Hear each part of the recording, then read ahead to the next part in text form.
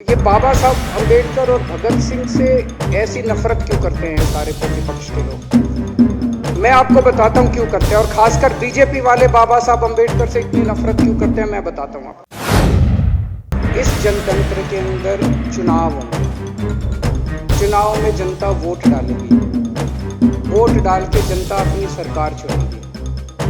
वो सरकार लोगों के सपनों को पूरा करने के लिए काम करेगी। बीजेपी को ये पसंद नहीं है, बीजेपी नहीं चाहती चुनाव हो, बीजेपी चाहती है कि चुनाव खत्म हो जाए, चुनाव होने नहीं चाहिए, चुनाव गंदी बात है इनके हिसाब से, चुनाव गलत बात है इनके हिसाब से। एमसीडी के अंदर 15 साल इन्होंने जम के लूटा, लूटने के सारे दुनिया के रिकॉर्ड तोड़ दिए। गिनीज बुक वालों की मीटिंग चल रही है कि भारतीय जनता पार्टी का बाबा साहब अम्बेडकर चुनाव की प्रक्रिया रख के गए थे, इनका बस चले थे चुनाव कराना बंद कर दे। कह रहे हैं हम तीनों एमसीडी को यूनिफाई करना चाहते हैं। अरे 7 साल थे तुम्हारे पास, सो रहे थे क्या 7 साल से? कहां थे तुम लोग 7 साल से? क्यों नहीं तुम लोगों ने क्यों नहीं तुम लोग यूनिफाई करने के लिए पैसे चाहिए? क्यों नहीं तुम लोगों ने यूनिफाई किया 7 साल से? चुनाव के 1 घंटे पहले तुम लोग चिट्ठी लिख रहे हो।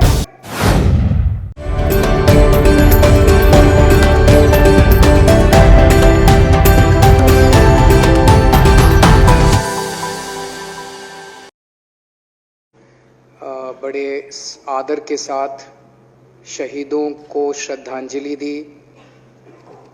भगत सिंह जी, सुखदेव, राजगुरु, उन लोगों को कल के दिन फांसी दी गई थी। उन्होंने देश को आज़ाद कराने के लिए सबसे बड़ी शहादत दी। अध्यक्ष महोदय, मुझे बेहद खुशी है कि वैसे तो हम सब लोग सभी शहीदों को नमन करते हैं, सभी स्वतंत्रता सेनानियों का आदर करते हैं, लेकिन उन सभी स्वतंत्रता सेनानियों में एक तरह से 2 चमकते सितारे हैं, बाबा साहब अम्बेडकर और भगत सिंह। दिल्ली सरकार ने ये निर्णय लिया है कि बाबा साहब अम्बेडकर और भगत सिंह जी की तस्वीरें सभी दिल्ली सरकार के दफ्तरों में लगाई जाएंगी। कुछ दिन पहले पंजाब सरकार ने भी ये निर्णय लिया है कि पंजाब सरकार के भी सभी दफ्तरों में भगत सिंह और बाबा साहब अम्बेडकर की तस्वीरें लगाई जाएंगी। जब से ये ऐलान किया गया है, मैं तो सोच रहा था कि हमारे विपक्ष के साथी इसके ऊपर हमें बधाई देंगे, तारीफ करेंगे कि बहुत अच्छा निर्णय लिया गया। शुक्रिया।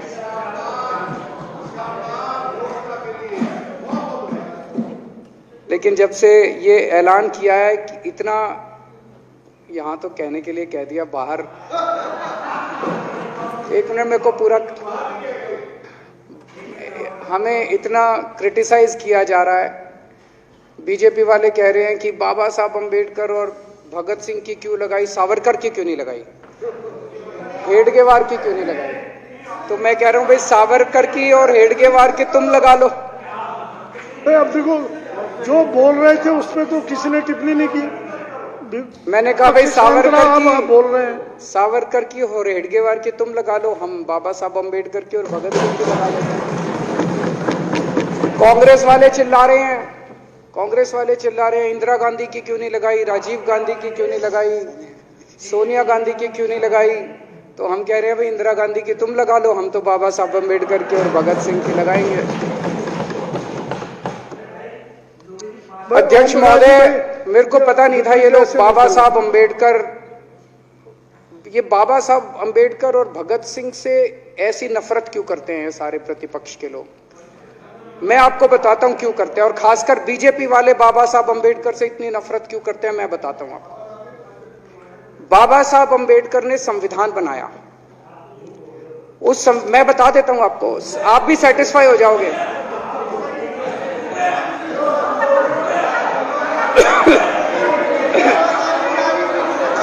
सुन के चले जाना। बाबा साहब का नाम सुनते ही वॉकआउट कर गए। बाबा साहब का नाम भी नहीं सुनना चाहते। बाबा साहब अम्बेडकर का नाम सुनते ही वो सुन तो लो, सुन तो लो। वो तमाशा है। और ये सब कुछ जो इन्होंने बोला वो सच बोला। सुन तो लो।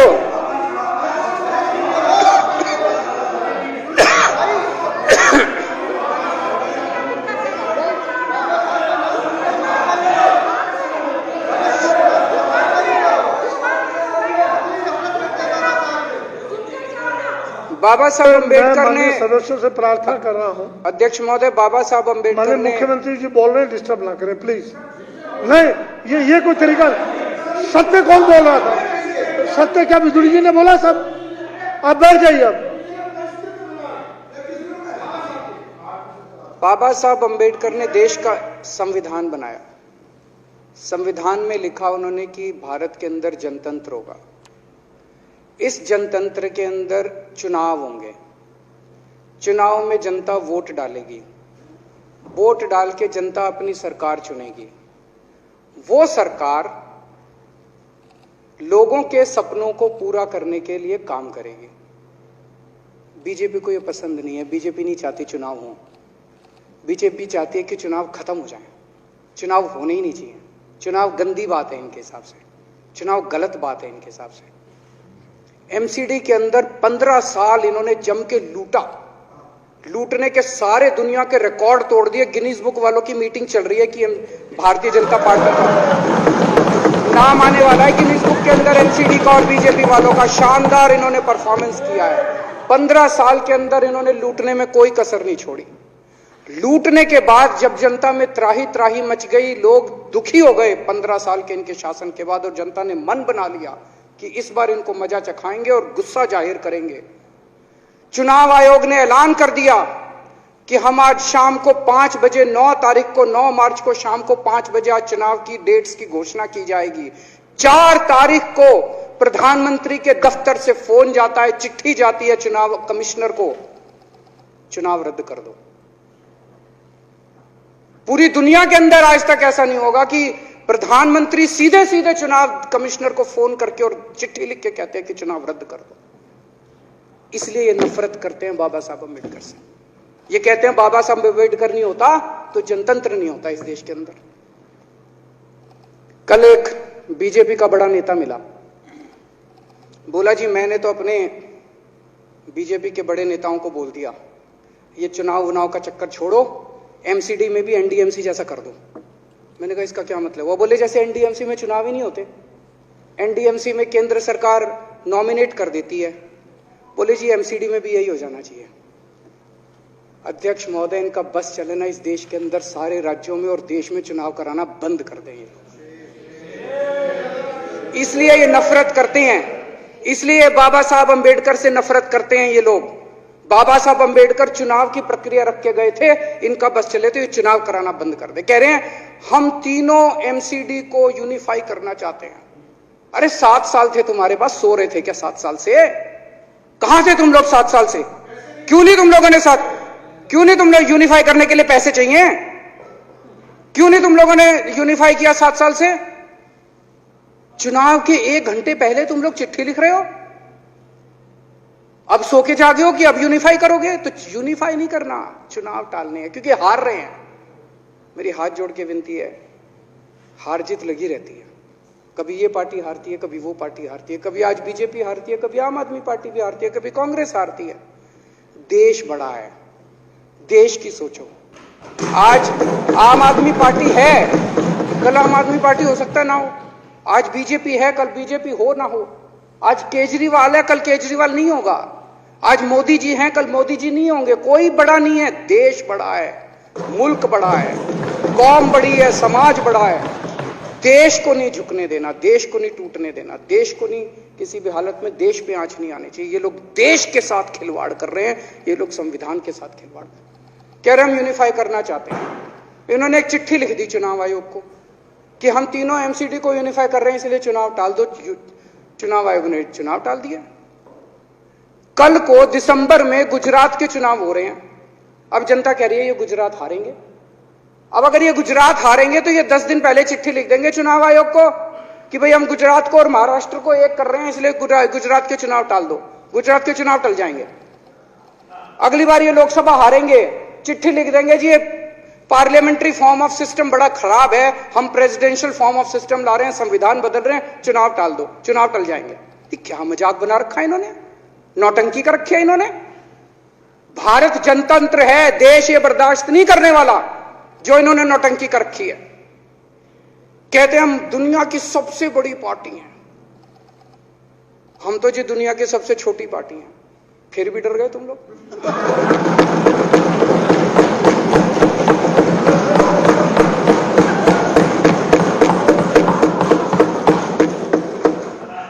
दुनिया की सबसे बड़ी पार्टी दुनिया की सबसे छोटी पार्टी से डर के भाग गई। क्या कायर हो यार, हिम्मत है तो चुनाव लड़के दिखाओ बीजेपी वालों, मान जाएंगे तुम। हिम्मत है तो चुनाव लड़के दिखाओ। कहते हो 56 इंच का सीना है, नहीं तो मान लो 56 इंच का सीना नहीं है, झूठ। नहीं तो मान लो कुर्ते के नीचे 56 इंच का सीना नहीं है, झूठ है ये। कल मैंने देखा, आपको भी बुरा लगा, मैं आपके कमरे में जब चाय पीने आया, आपने मेरे साथ अपना दुख शेयर किया कि जब एलजी साहब ने भाषण शुरू किया, ये सारे खड़े हो गए नारे लगाने। क्या कश्मीर फाइल्स टैक्स फ्री करो, और पीछे से 2 जने कह रहे थे दारू की दुकानें बंद करो। अब इनको भी नहीं पता आज नारे किस चीज के लगाने। ऊपर से आया तो था ऊपर से आया तो था, तो 2 जने कह रहे थे दारू की दुकान बंद करो, आगे वाले कह रहे थे कश्मीर फाइल्स टैक्स फ्री करो, फिर दूसरे वाले ने कहा आज कश्मीर वाला नारा लगाना है। तो जैसे रैलियां होती हैं, उसमें कुछ टीवी वाले माइक लगा देते हैं कि हाँ जी किस लिए आए हो, तो वो यूं यूं देखता है किस लिए।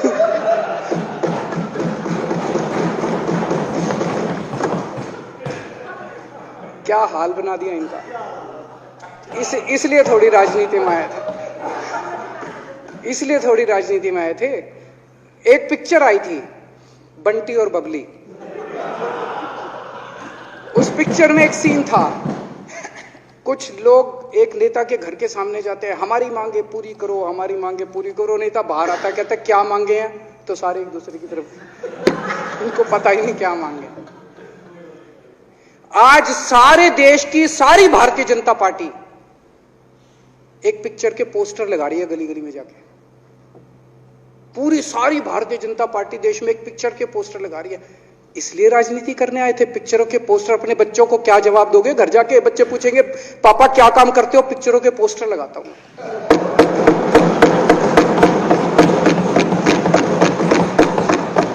8 साल केंद्र सरकार चलाने के बाद अगर किसी देश के प्रधानमंत्री को विवेक अग्निहोत्री के चरणों में शरण लेनी पड़े, तो इसका मतलब उस प्रधानमंत्री ने 8 साल में कोई काम नहीं किया। 8 साल खराब कर दिए। बताओ, विवेक अग्निहोत्री के चरणों में उनको शरण लेनी पड़ रही है, बचा लो बचा लो बचा लो। अगर किसी प्रधानमंत्री को कह रहे हैं कश्मीर फाइल्स टैक्स फ्री करो, अरे यूट्यूब पे डाल दो, फ्री हो जाएगी। टैक्स फ्री क्यों करा रहे हो?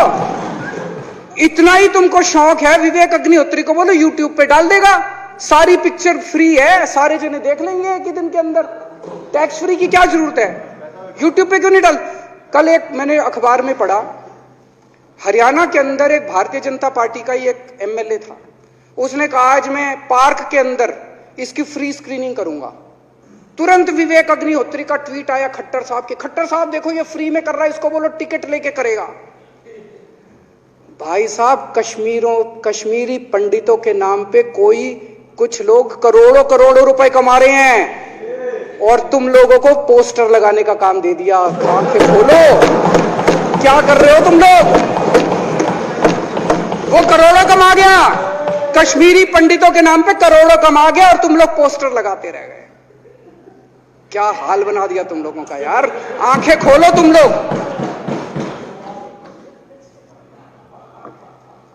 भेड़ बकरियों की तरह हाँक रखा है पूरे बीजेपी वालों को, भेड़ बकरियों की तरह हाँक रहे हैं। एक दिन बोले 3 का कृषि कानून लेके आए हैं, बहुत शानदार है।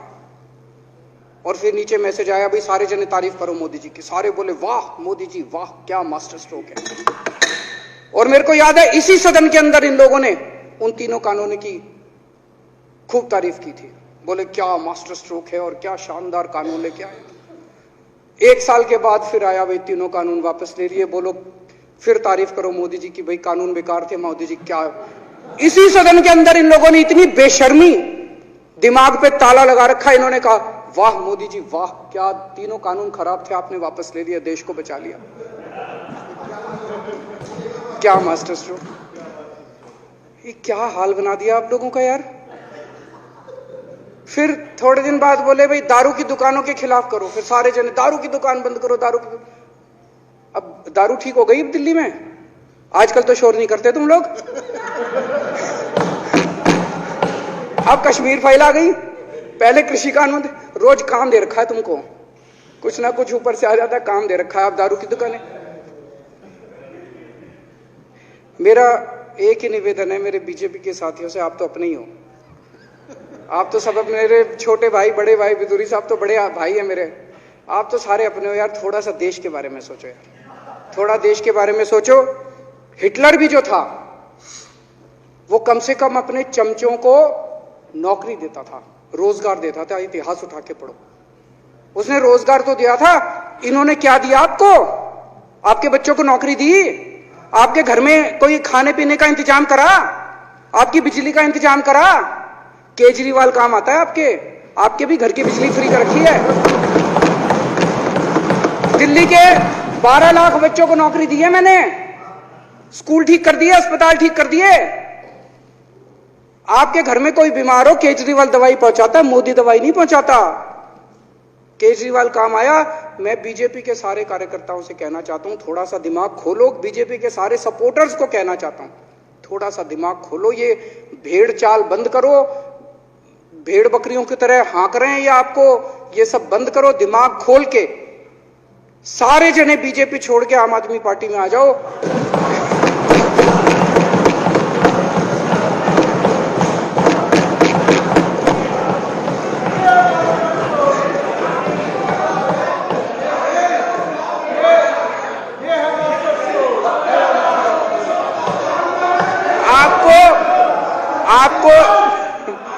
आपको इज्जत मिलेगी, सम्मान मिलेगा, आपसे कतई झूठे नारे नहीं लगवाएंगे। राष्ट्र निर्माण में आपको साथ लेंगे, हम राष्ट्र निर्माण करेंगे आपके साथ मिलकर। ये पोस्टर भी नहीं लगवाएंगे झूठी फिल्मों के। और जो भी करना हो, कम से कम यार ये पिक्चर का प्रमोशन करना तो बंद करो। ये गंदे लगते हो तुम लोग, अच्छी शोभा नहीं देता आप लोगों को यार। आप अच्छे आदमी हो, कुछ करने आए थे राजनीति में, कहां पिक्चर के पोस्टर और प्रमोशन करने में लगा दिया। कल एलजी साहब की स्पीच पूरे देश ने सुनी। एलजी साहब को एक तरह से केंद्र सरकार का नुमाइंदा माना जाता है। एलजी साहब ने भी हमारी सरकार की कितनी तारीफ करी। 50% जीडीपी 5 साल के अंदर बढ़ गया, भारत में आज तक कभी किसी राज्य का नहीं हुआ। इतने शानदार काम दिल्ली सरकार ने किए हैं कि केंद्र सरकार द्वारा नियुक्त एलजी साहब ने भी दूसरी सरकार की, आम आदमी पार्टी की सरकार की भूरी भूरी शब्दों में तारीफ की। मैं एलजी साहब का बहुत बहुत शुक्रिया अदा करना चाहता हूं और इस धन्यवाद प्रस्ताव का समर्थन करता हूं।